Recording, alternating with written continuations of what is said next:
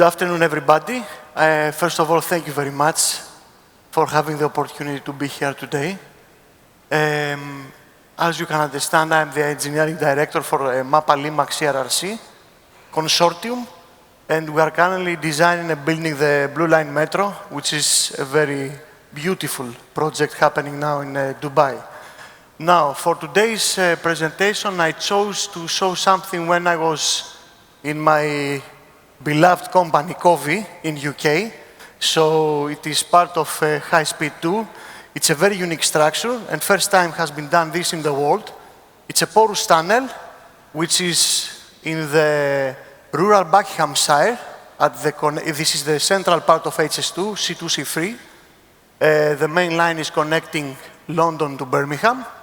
And as you can see, it's on the western, southwest part of Milton Keynes. It's the head offices of Red Bull Racing, Formula 1 there. And it's 9 miles northwest of Aylesbury. So, having this plan view, you can see that the tunnel is approximately 1 kilometer. On the eastern part, which is the top part of this plan view, there is an ancient woodland, which is the main reason for this structure that has been built there. So there are very rare bats which are protected by the European Union and the UK Natural England. So there was a need to be built a structure which is going to pass through this area. This area is very narrow. On the western side, at the bottom part, we have 2 landfills. One is an active landfill, but mainly with soil materials, while on the end of the north portal, we have pits 4 and 5, which are municipality waste. So you can understand that are very, very soft, and we are expecting high biodegradation with time. This is a 3D view of the structure, and some critical sections along the route of the porous tunnel. We have the south portal complex, which is another item for another presentation. Very, very critical because we're underpassing with the structure just 1.28 meters, the top of rail of the high-speed train from the slab of the culvert, which is 4 by 4.5, and the underpass, which is 3.9 by 3.3. There is another smaller underpass, which is a culvert of 1.5, 1.5, but the core of the presentation and the beauty of this is the north portal, which is a cut and cover backfill.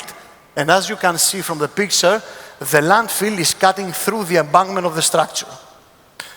This is now under construction. This is a real photograph, which is showing from the north side of the tunnel towards the south. Another nice photo from my colleagues. Now, some general information about the superstructure for everybody to understand what we are talking. So we have the porous tunnel is precast bibo arches with a double bull nose at the top, 1.65 meters width. They are coming in 2 pieces, placed on side. Banana bolt is holding and cast in situ in order to make the stitch at the crown of the structure. These have been placed in order to have a 3.3 distance between the arches, not by luck, but in order from the ventilation to be natural and without the need to have forced ventilation with jet fans. So this is for smoke extraction by natural ventilation. Now, the connection longitudinally at the bottom of the structures is happening with precast concrete walls placed in between the arches and stitches with loop-to-loop connection with the arches. The openings that are obvious formulated there are closed by special design for fatigue and to withstand the dynamic loading of the train, weathered steel mesh in order to have 120 years durability. This is a picture, a photograph actually. You can see with full detail the construction of the arches. You see the pieces, you see at the top the cast in situ stitch and the reinforcement, and you see at the bottom of the arches the precast walls, which are going to be stitched. And on the bottom left-hand side, you can see the lorry, which is transferring one of the pieces. You can understand how difficult and how challenging is the construction of this in order to keep the minimum tolerances for the structure. This opening that you see here are the intervention points that are every 100 meters, and this is for the fire brigade to enter the structure because the evacuation of the people are happening through the two portals. So it's a little bit busy, but we have the main structure. We have, on the left-hand side, we have high-speed 2 train. The foundation is with the raft, and we have the robust curbs, which are actually walls integrated with the walkways, and those are going to protect the structure from a derailed high-speed 2 train. You can understand the foundation is coming from the fact that the impact load on the high-speed train is very high. While on the other side, we have 2 more lanes, which is the network rail, and we have a typical traditional retaining wall, which is the support for the other part of the arches. Now, the thickness of the arches is 406 millimeters, very slender, 22 meters span on the main body of the structure. On the cut and cover that we are going to discuss, the span is 26 meters. We have expansion joints every 50 meters, at the substructure 30 millimeters, and for the superstructure 50 millimeters in order to help the construction to install the arches. Lot of innovation and challenges. Number one, worldwide first ever, this has never been built and probably will never be built. No design standards. We had to prepare the requirements for the project together with the contractor and the employer. The precast arches first time have been designed on cyclic loading and without any backfill subject to aerodynamic loading. Natural dissipation, as we discussed before, without the need for mechanical ventilation. 120 years dynamic performance. Just to inform you, the train speed is 360 kilometers per hour. Fatigue design for special elements and connections of the structure. And the last 2 items is what we are going to discuss. The significant geotechnical challenge on the north portal of the structure, which is quite challenging for the designer, for the approver, and for the employer. So, the problem, what was the problem? Cut and cover is formed by an embankment above the precast arches. This was a requirement. Number 2, we had a limited space for the structure because there is a narrow strip between the landfill and the ancient woodland. So the backfill on the one part of the structure, it has to be founded on top of the landfill. The embankment overlaying the landfill, as a result, will have considerable deformation due to the long-term biodegradation of the landfill. So the excessive deformations on the embankment is going to transfer asymmetric loading to the structure, and we understand that it's going to affect the stability of the arches. So the solution was simple, I would say. We had to design a core embankment around the structure, reinforced, and the remaining, the western embankment, as you can see in the cross-section, which is going to be founded on top of the landfill, will be subjected to independent deformations. So actually what we're doing, we're utilizing a boundary between the 2 embankments. And this was the main principle of the design. For that, extensive analysis has been done with 2D pluxes, sensitivity analysis, more than 100 simulations, finite element, because the subject is very peculiar. And on the first analysis, we saw that it's failing. The landfill is failing, the slope of the landfill is failing because we don't have confinement. Because actually you have municipality waste, you don't have any confinement on the side of the slopes. So for that, we have proceeded with the obvious, I would say, solution. The western reinforced embankment to be founded on the pile raft foundation with CR keys for anchoring the embankment. And so, one by one, we had to secure the uniform loading of the arches and control the horizontal reflections. This was the requirement for the reinforced embankment. Number 2, pile raft foundation. Secure the landfill slope, stability, and transfer the loads of the superstructure to deeper horizons. Number 3, void former below the raft. Here, we didn't want to use the raft as a raft. We wanted to transfer exactly all the loads to the piles. In order to achieve, we had a void former below the foundation of the slab, which was going to deform. No loads will be transferred to the ground, and all the loads were going to the piles. Number 4, shear keys above the row of piles. This was typically for anchoring the embankment on the slab.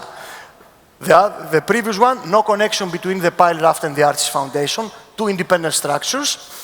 Second pile wall, in order to be able to excavate, because the second pile was 4 meters from the top of the embankment, to excavate and replace the material below, and then backfill and do the piles.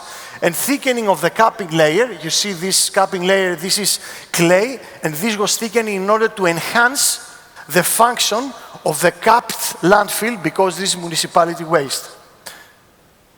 This nice photograph, which is a real, it's from the project. You can see the construction of the bevel and the SCL13 cut and cover. You can see the shear keys of the slab, which has been constructed. And now the embankment. The embankment was a traditional reinforced embankment, independently designed. We had used tensile geogrids at half meters distances vertically. The maximum lift that has been defined in the design was 250 millimeters, and as it is obvious to everybody, we have not allowed differential lift on the embankment of both sides of the structure.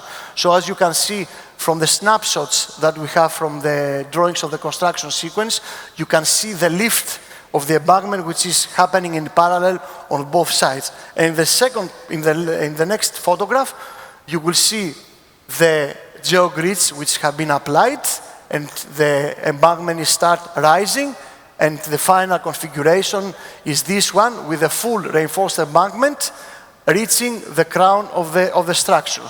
So this one has been designed with some conservatives, which was essential for the specific project. So what was the main approach here? Was to secure the structure, whatever is going to happen on the landfill, because you cannot describe the properties 100% of the landfill.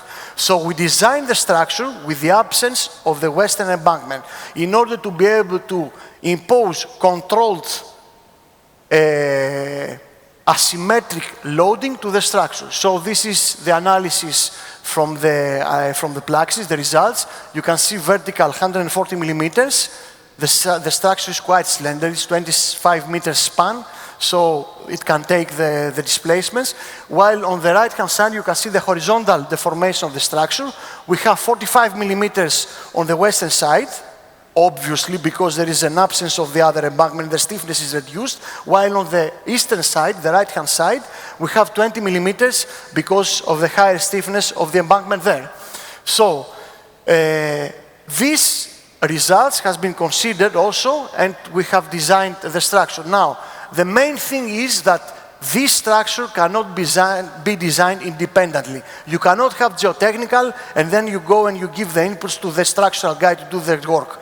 This type of complex and innovative designs must be done with coupled structural and geotechnical analysis. There is no other way, because if you start putting assumptions on the geotechnical information and the results that you are going to give to the structural guy, you are putting unnecessary complexity to an already complex problem that you have to resolve. And this is, I would say, my last slide. These are the final, let's say, results, which shows the validation of the solution. On the bottom right part, it's a little bit complicated, but I will try to explain to you. This is the shear strain. We are checking here if there is a cut through the liner of the landfill. So this is the landfill. This is the clay liner, which is coming. And this triangle here is the enhanced layer of clay that we have put it in order to be able to enhance the capping. So this white stuff here, we don't want to go through and through the liner, because then you are going to have a pathway for a potential contamination of the ground outside of the landfill. So this analysis proves that we don't have through and through pathways and cracking of the clay liner. And the second beautiful item is this line here. This is the strain which shows that the two embankments are independent. So we have artificially made an interface between the two embankments in order to secure the structure. And on this last figure here, you will see the final settlement contours in the long-term stage, where we have 120 years, full biodegradation of the landfill. And as you can understand, we have a couple of millimeters on the western embankment. And as we move to the left, you will see that we are approaching meters. So this was the presentation for today. My conclusions are a little bit different from what I have presented. So number one, complex problems.